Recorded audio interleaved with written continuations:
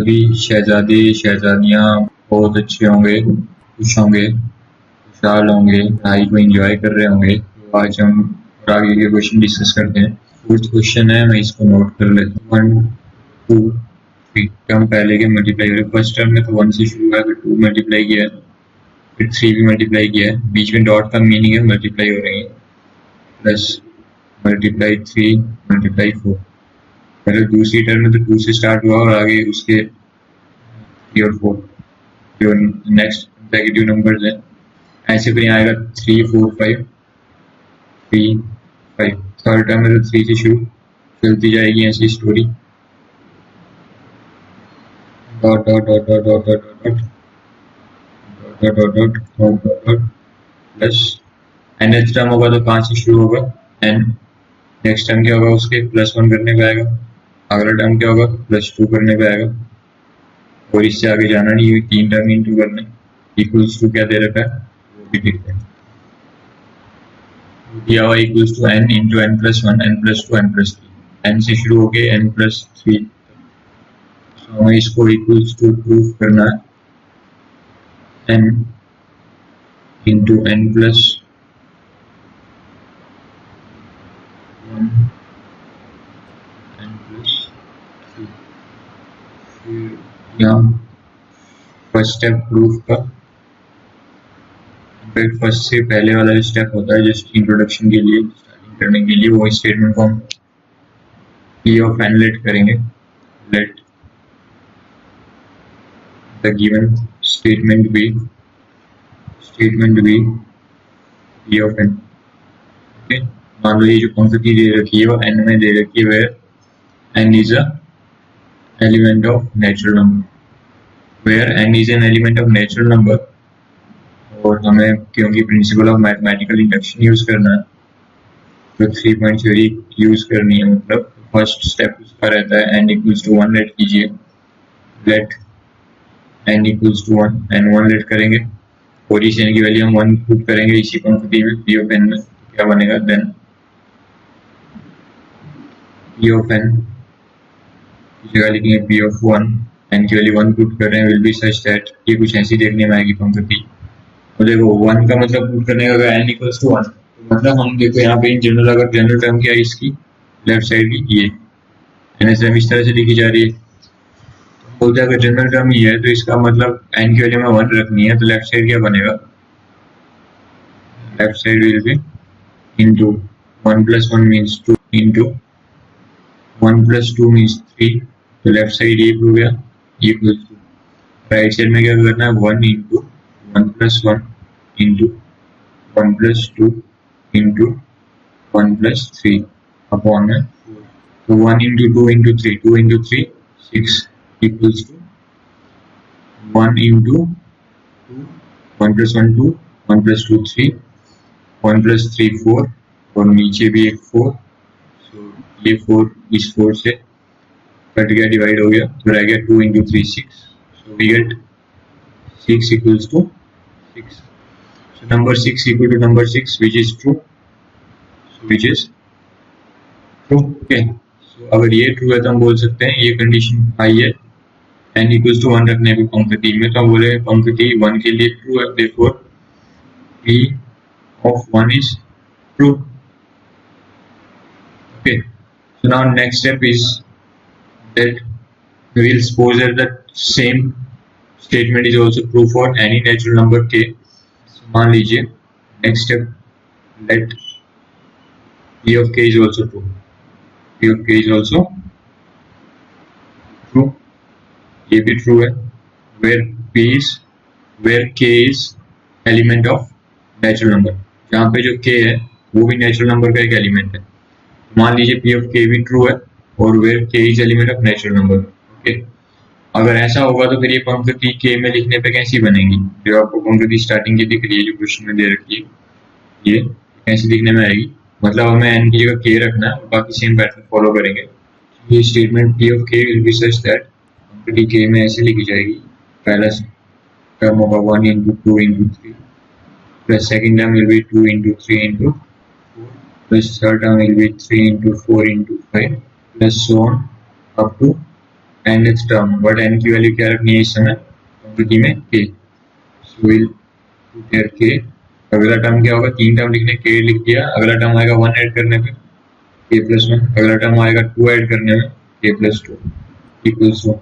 और उस तरफ क्या होता था n into n plus 1 into n plus 2 into n plus 3, तो हर जगह आप n की जगह k पुट करते जाएंगे तो कैसे दिखेगा, k इंटू के प्लस 1 इंटू के प्लस 2 इंटू के प्लस अपॉन में होता है 4। ओके, और इस स्टेप को हम नाम देते हैं इस इक्वेशन को, इस स्टेटमेंट को इक्वेशन नंबर, या statement number 1, equation number 1। Okay, तो ये तो हमने लेट किया। अब नेक्स्ट हमें थर्ड 3.30 का जो लास्ट थर्ड पॉइंट होता है जहाँ से हम चीज़ें फिर कंक्लूड करते हैं, वो क्या रहता है, वो स्टेप है कि हम ये चेक करेंगे कि आप पी ऑफ के प्लस 1 के लिए लिखें तो क्या ये ट्रू होती है, तो हम ये लिखेंगे नाउ पी ऑफ के प्लस 1 इज क्या। अगर ये पी ऑफ के ऐसा होता है, पी के प्लस 1 क्या होगा, पी ऑफ के प्लस 1 पी ऑफ के प्लस 1 के लिए लिखी जाएगी तो कैसे लिखी जाएगी, नाउ पी ऑफ के plus 1 will be such that, ऐसा दिखाई देगा 1 into 2 into 3 plus 2 into 3 into 4 plus 1। Third term भी ऐसे आएगी, मैं अब ज़्यादा लिखता नहीं, ये 2 टर्म स्टार्टिंग की 2 टर्म लिख दी, फिर ये के वाली टर्म तक तो लिखा जाएगा और इससे आगे कोई टर्म लिखी जाएगी। मैं यहाँ लिखता हूँ प्लस के इंटू के प्लस 1 इंटू के प्लस 2। ओके, इसको मैं कर लेता हूँ थोड़ा एक अलग से ब्रैकेट में सेपरेट, तो याद होगा कि ऐसे ये क्यों सेपरेट किया ताकि आपको आगे ये ध्यान रहे कि हमने ये जो वैल्यू है ना इसकी, इसको पुट करना रहता है अगले स्टेप्स में, तो ये प्लस अगला टर्म क्या होगा, के प्लस 1 टर्म तक जाना है। देखो यहाँ पे बैक आओगे तो लास्ट टर्म लिखने का पैटर्न क्या है, एन प्लस 1 एन प्लस 2, यहाँ एन की वैल्यू क्या रखी है हमने के प्लस 1, तो यहाँ पे पहला टर्म क्या आएगा के प्लस 1, तो मैं यहाँ लिखता हूँ पहला टर्म के प्लस 1। ओके, समझ आ रहा होगा आपको, एन की वैल्यू के प्लस 1। अगला टर्म कैसे आएगा, एन प्लस 1, तो एन प्लस 1 मतलब एन की जगह मैंने के प्लस 1 पुट कर दिया, ये एन की जगह के प्लस 1 पुट कर दिया, और प्लस 1 एन प्लस 1 था तो ये एन की वैल्यू के प्लस 1 और प्लस 1 इंटू थर्ड टर्म कैसे लिखा जाएगा, एन प्लस 2, तो एन की वैल्यू के प्लस 1, ये इसको अंडरलाइन कर रहा हूँ ताकि आप कंफ्यूज ना हो, प्लस 2। ठीक है, ये इस तरीके से इक्वल्स टू क्या रहेगा, राइट हैंड साइड स्टार्टिंग की स्टेटमेंट से पता चलेगा, तो एन की जगह के प्लस 1 रखना है, फिर के तो एन की जगह के प्लस 1, क्योंकि हमारी वैल्यू भी के प्लस 1 है एन की, तो यहाँ पे एन की जगह के प्लस 1, फिर एन प्लस 1, मतलब यहाँ पे एन की जगह के प्लस 1 और उसमें प्लस 1 कर देता हूँ। फिर देखो एन प्लस 2, हमारी एन की वैल्यू के प्लस 1, तो ये एन प्लस 2, एन हो गया ये प्लस 2। फिर अगला टर्म एन प्लस 3, एन की वैल्यू के प्लस 1, एफ प्लस करेंगे प्लस 3, अपॉन में 4 रहता है, यहाँ हम अपॉन में डाल देंगे। अभी सारे जिसमें थोड़ा और सिंप्लीफाई करके लिखता हूँ, देखो क्या आएगा, एन की जगह के प्लस 1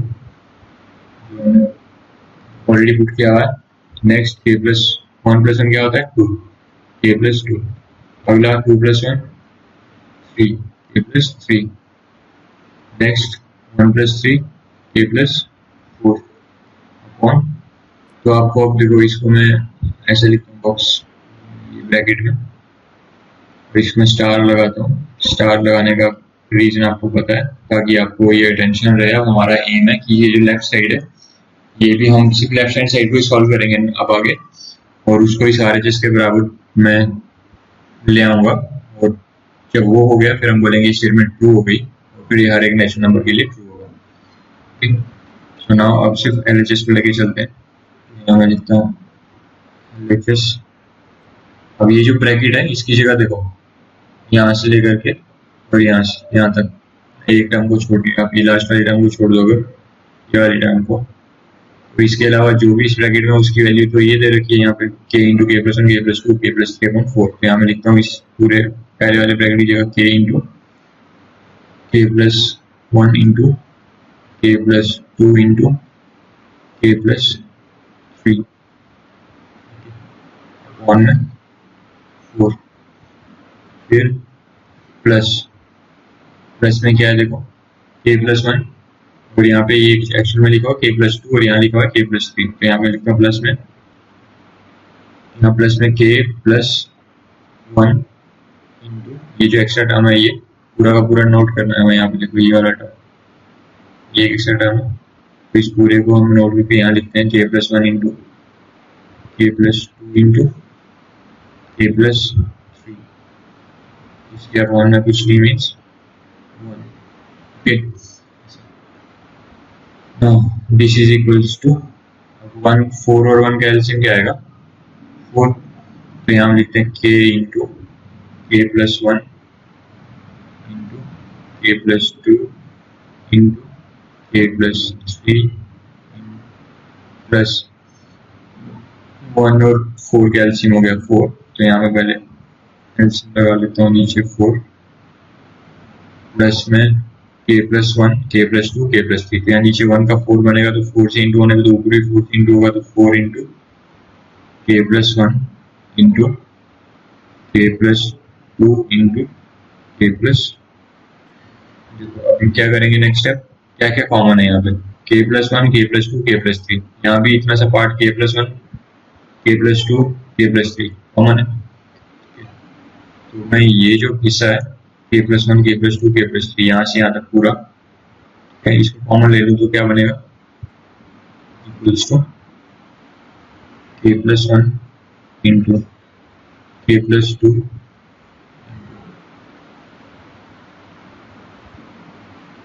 k प्लस 3, और ये तो आ गया कॉमन है ना, k plus 1 k plus 2 k plus 3 ये कॉमन, तो यहाँ से भी एक देखो ये इतना सा पार्ट कॉमन, ये दोनों में कॉमन, तो पीछे क्या रह गया, यहाँ रह गया k पहले टर्म में और दूसरे में रह गया 4, तो यहाँ रह गया k, बीच में प्लस का साइन और बीच में प्लस के साइन के बाद देखो k रह गया था यहाँ पे और प्लस का साइन, फिर 4 अपॉन में क्या है 4, तो यहाँ अपॉन में 4।